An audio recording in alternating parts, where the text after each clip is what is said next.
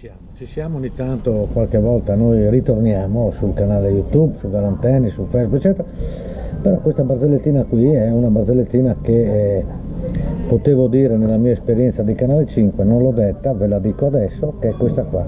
Questo vecchietto esce dal bar con la Panda, mezzo ubriacone, anzi tanto ubriaco, appena finito, prima rotonda carabinieri. Porca puttana, carabinieri!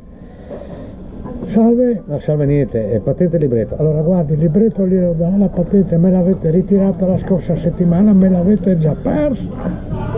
Non faccio lo spiritoso, allora mi dia nome e cognome. Non posso. Nome e cognome? Non posso.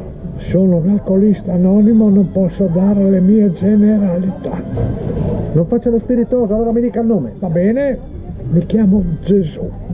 Bene, allora facciamo un bel verbale per vilipendere la cristianità, la religione, perché lei ci sta prendendo... No, maresciallo, brigadiere. Mi chiamo Gesù, venga che glielo dimostro.